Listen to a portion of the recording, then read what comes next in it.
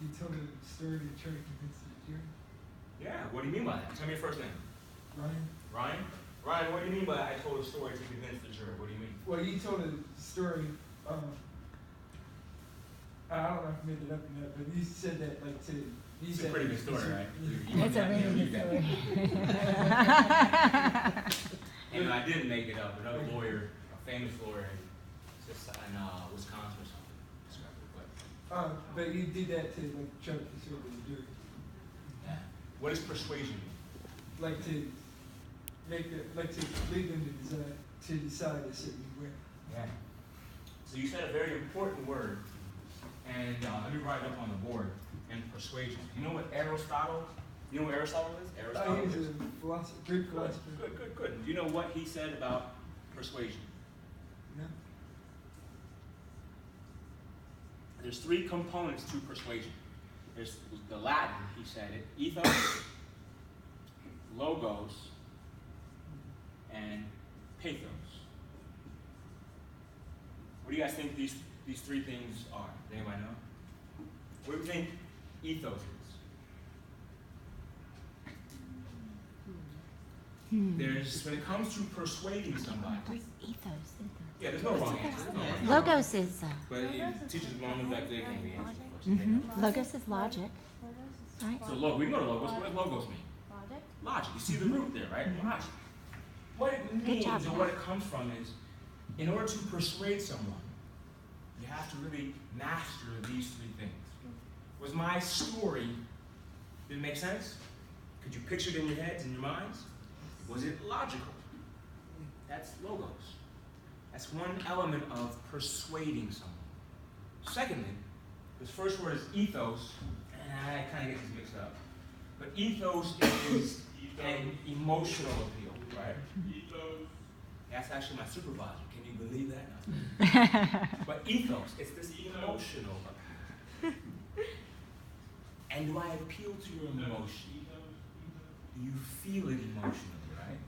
Could you relate to the little boy, the young man, and that bird being crushed? When I said crushing the bird, what'd you do? Do you remember? Did you notice? You looked at her like, oh, don't kill the bird. Ethos, if there's an emotional connection and appeal, and I can persuade you, you don't want to kill the bird. Likewise, then, it's going to be hard for you to find my client guilty because it's going to be like killing my client. It's the emotional appeal. And pathos is where we talk a lot about just credibility. You guys are here listening to me, not that you know me, but your authority figures, those who have brought you here, have said we're going to hear an attorney share. And that attorney is someone who's going to tell you what to do because he does it every day for his life or for a career, right? So now I have some credibility. So because I have credibility, I'm a lawyer. Because my story made sense, and because it appealed to your emotion, I'm able to persuade you to do one thing or the other. You guys do this, right? How do you do this? Do you know how you do it?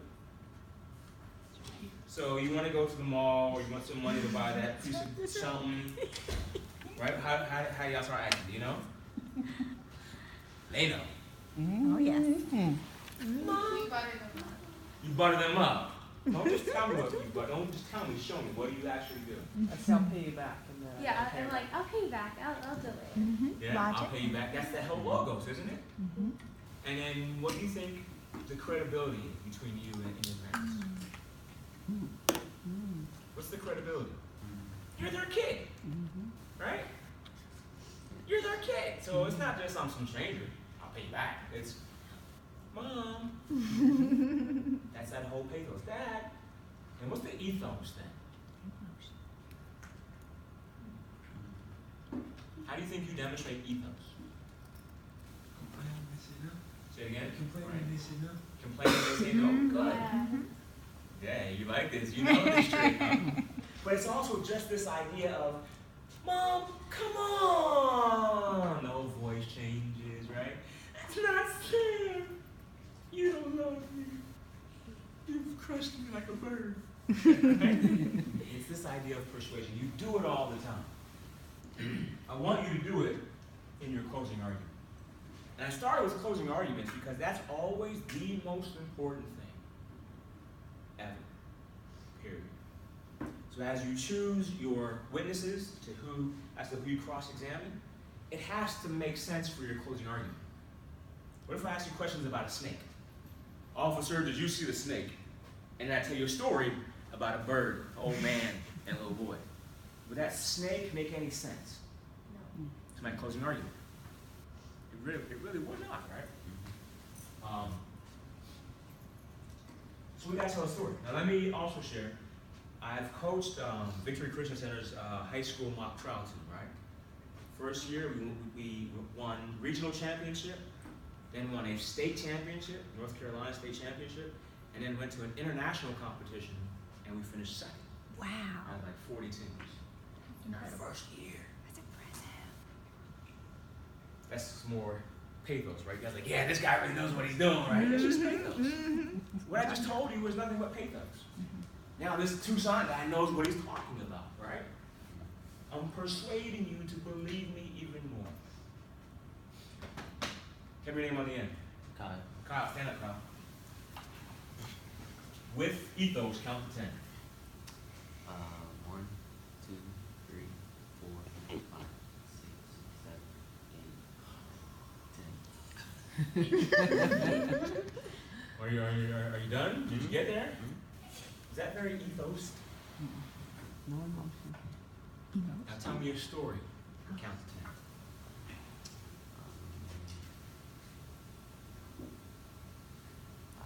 10. Just pretend Tell you're me in your front of story. the girls. Just pretend. Tell me your story, but count to 10.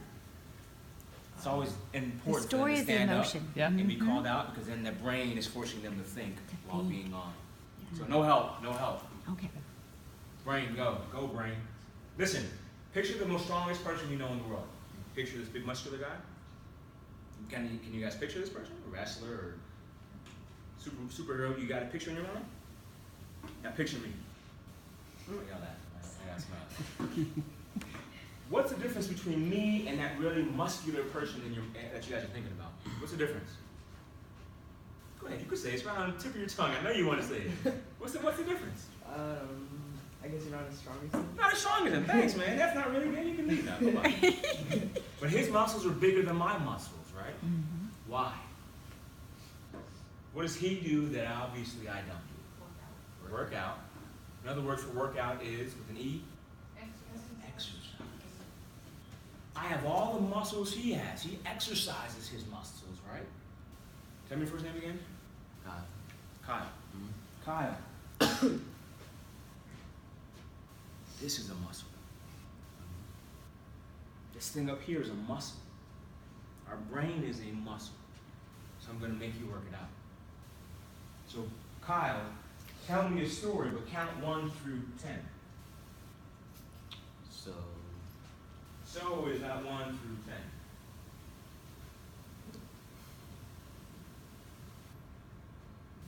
Once upon a time there was. No, 1 through 10. You can only use the numbers 1 through 10. Tell me a story. I really don't know. Good. Those are my favorite words from anyone. Oh, I yeah. teach at UNCC. Teachable. I'm a college professor.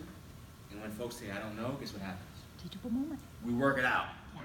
Exercise. So count 1 through 10. Do it. 1, 2, 3, 4, 5, 6, 7, Good, Kyle. Now, Kyle, tell me a story 1 through 10. Or use ethos 1 through 10.